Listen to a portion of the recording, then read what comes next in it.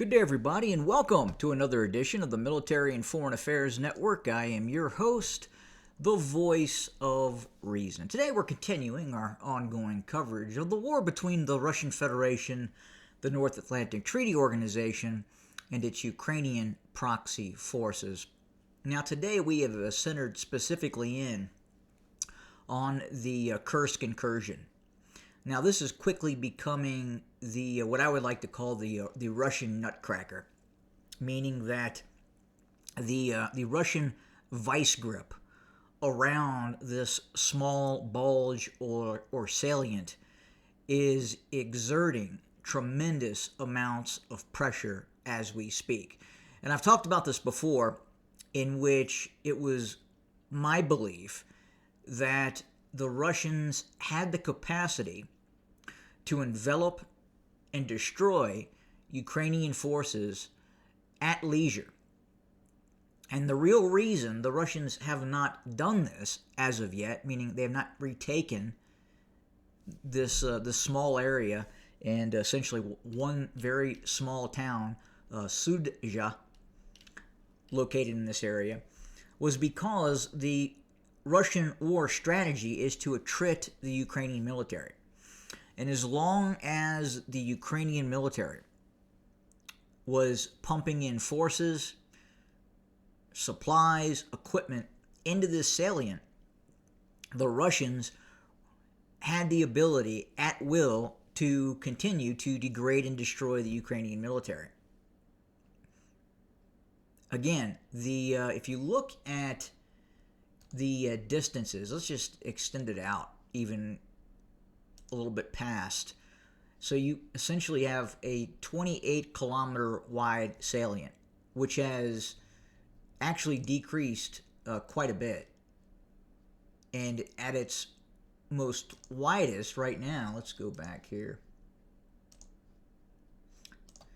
it's 16 kilometers. 16 kilometers wide. So the Russians can utilize its vast array of artillery to strike Ukrainian forces at leisure, at will, and they are doing that. Now, it looks like the Russians have decided enough is enough, and it's time to reclaim these areas. And as we speak, an estimated 60,000 Russian troops are exerting tremendous amounts of pressure on Ukrainian forces. In fact, we are now seeing envelopment operations in which a great many of Ukrainian troops could end up being trapped in this pocket and will at some point have to surrender or be destroyed by the Russian military. Additionally, there are new reports coming in that platoon and company-sized elements of Russian special forces have actually infiltrated the town of Sudzha. That's fairly interesting to know that the Russians have been able to infiltrate the only very, very small urbanized area within this salient. Again, most of the area that the Ukrainians currently occupy inside of the Russian Federation are open farmland, not conducive to defensive operations. I mean, really, if you look at this operation, it is just utterly maddening. If you are a battalion commander, company commander, and you are being asked to deploy your forces into this area, you have to be asking yourself why. Why?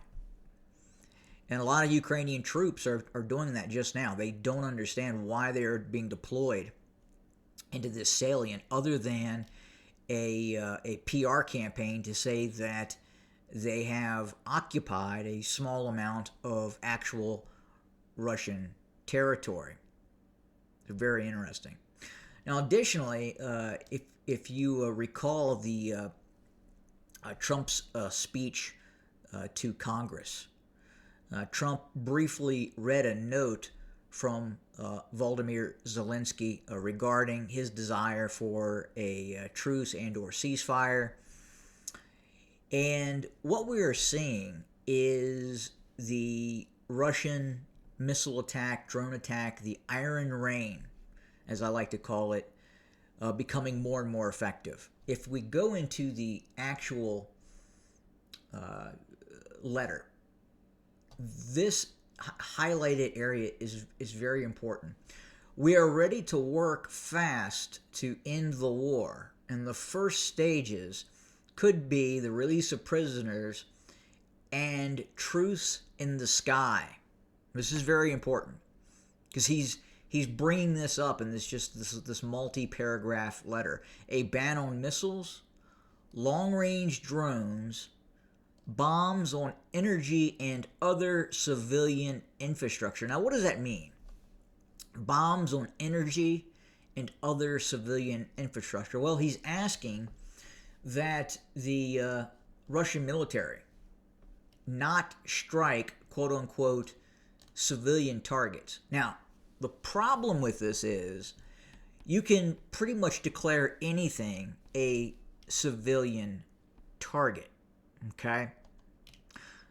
Military units of the Ukrainian military are not going to utilize military bases like they used military bases prior to the start of the conflict. They can't.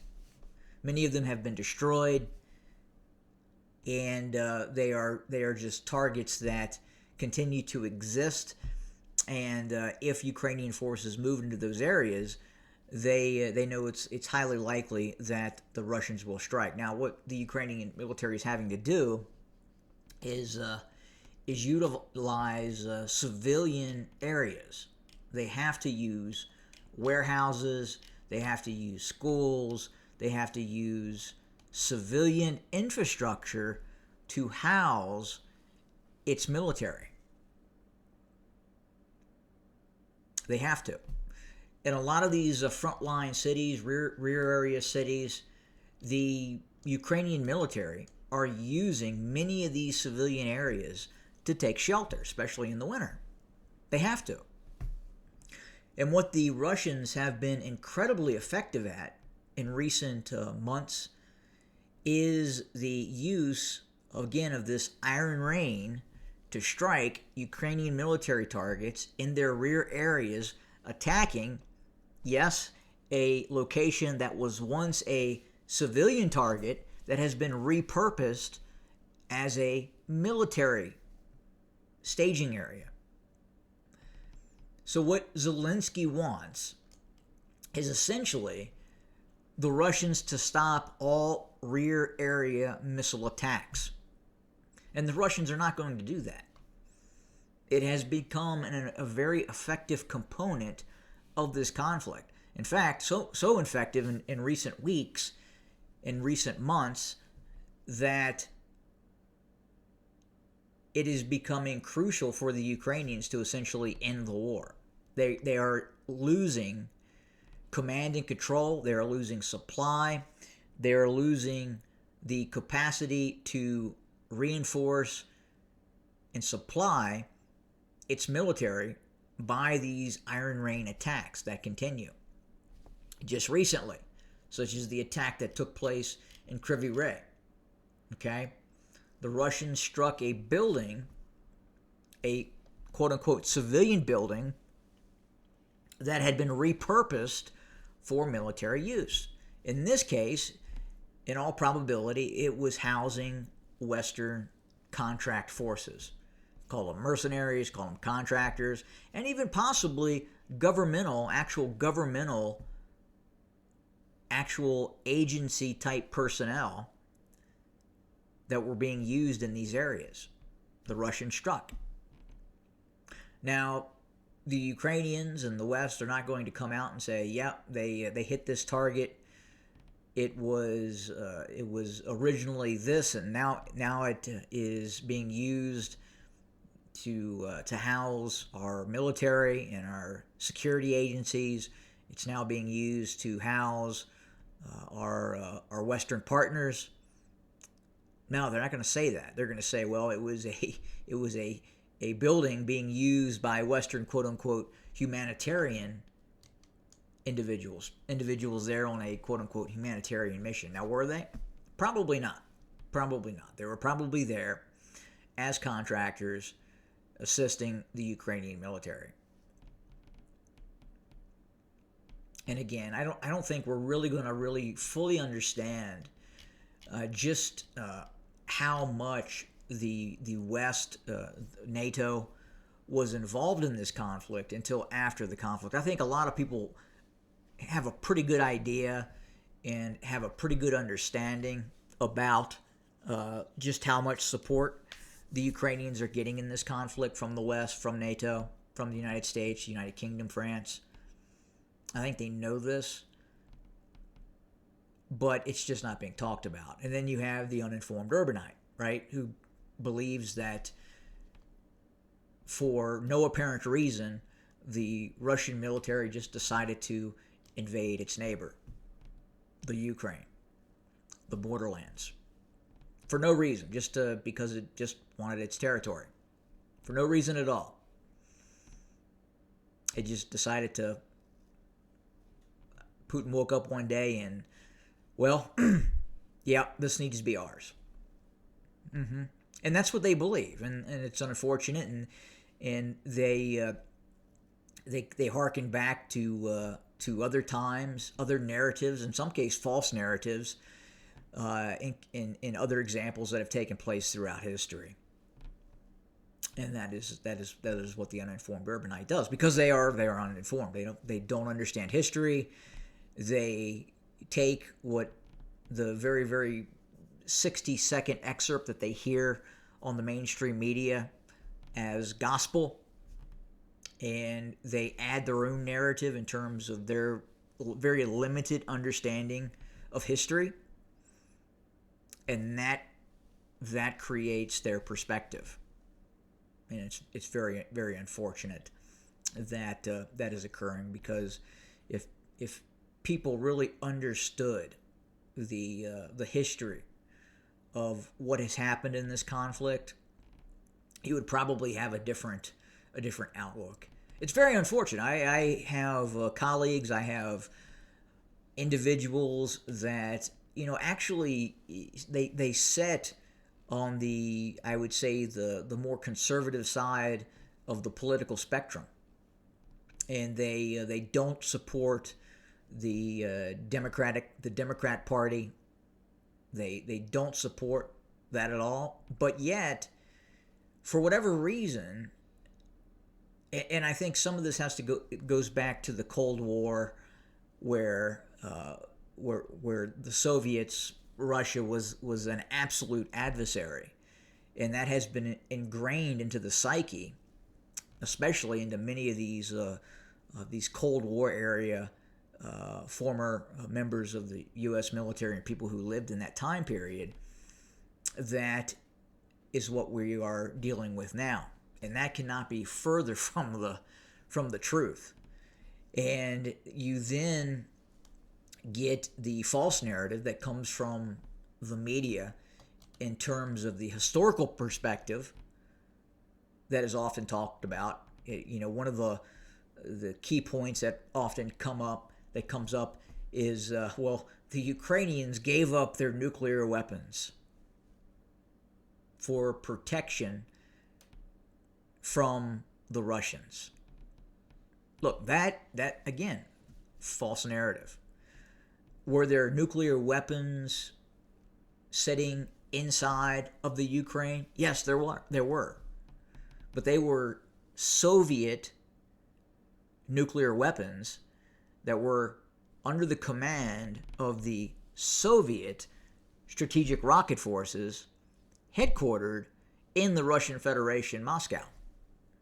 So even if the Ukrainians got a wild hair up their ass and decided they wanted to utilize nuclear weapons to quote-unquote protect themselves, they couldn't use those nuclear weapons. They don't have the capacity, just to make it simplistic, the launch codes to make those weapons viable, meaning detonate on a target. So yes, they had positive control of some of these nuclear weapons inside of the Ukraine, but they had no idea how to use them. And part of the deal was simply the disposal of these nuclear weapons. And that is what happened. It would not have been a scenario where if the Ukrainians had decided, quote unquote, not to give up their nuclear weapons, that they would suddenly have a nuclear capability. That is not what would have happened. And it was something that was never really realistically on the table in terms of not accepting this agreement. The Ukraine needed the money. And they took the money to have the disposal of these weapons. There was no way that the Ukrainians were going to upkeep these strategic weapon systems. They couldn't do it. It is simply impossible. It was not going to happen. And thus they were removed. But there was no agreement. There was never any agreement that the West would defend the Ukraine. I would say that there was indeed more of an agreement by the West to not move NATO further east into areas such as Poland, not to mention actual Soviet states such as Estonia, Latvia, and Lithuania. There was more of an agreement then in the early 90s, mid-90s, that would disallow further NATO movement east. And if you were to ask any higher-ranking member of NATO in that time period then, well, could you foresee Estonia becoming a NATO member state? At that point in time, it would have been hell no. Absolutely not. And it would have been something that would have, if they would have declared that in the affirmative, that yeah, we eventually seek to incorporate actual Soviet states into NATO, all history would have changed completely. It was more or less probable of that happening in terms of perception. But perception has become reality. And NATO has moved into what was former actual Soviet republics. Not just Warsaw Pact member state, such as Poland.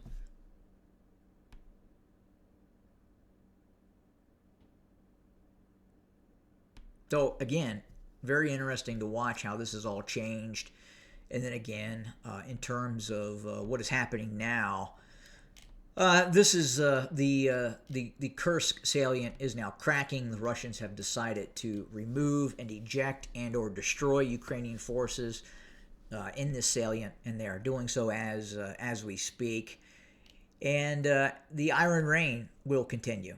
The Iron Rain will continue through the winter into spring, and then finally, in all probability, culminating with a general Russian offensive in other areas to complete the war goal of the Russian Federation. And again, that right now is to remove any possibility that the Ukraine will become a NATO client state. Again, if we go back to the late 80s, early 90s, think about this for a second. Be reasonable, okay? If we could look into the future back in the late 80s, early 90s, and those personnel in NATO at that time had indicated that the Soviet Republic of the Ukraine would be partitioned and taken into NATO, what would have happened? What would have happened in the late 80s or 90s? What do you think would happen? Do you think history would have changed? Absolutely it would have. Because at that point in time, if you were to mention that the Ukraine would become part of NATO back in the late 80s, early 90s, number one, people would say that you were insane. That will never happen. Not going to happen. Can't happen. Would not happen. But this is that Overton window. This is that Overton window in which what was insane becomes plausible, then becomes policy. Now, when I talk about moving forward post-Ukraine, and this is what Russia's looking at, what's next on the table? Well, if I were to tell you that NATO seeks the fracture and the destruction of the Russian Federation, you may, or at least you may have believed this statement if I had said this 3 years ago, 4 years ago, to be unreasonable. But now you have to say, well, maybe it's plausible. And for the average Russian, the Russian perspective is they're coming for us. And they hold a valid concern. They absolutely do. I myself don't fully understand what is the driving force behind NATO policy.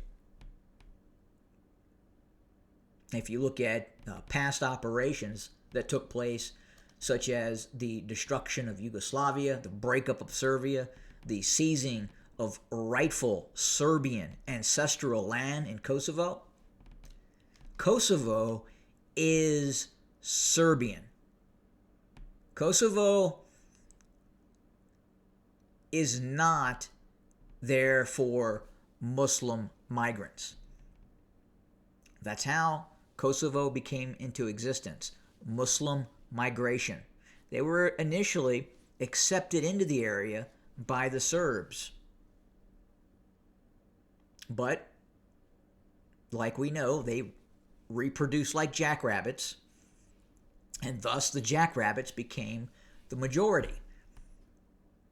And then these globalists decided to take away, seize traditional Serbian lands and give them to the Albanians, Kosovo. That is what has happened.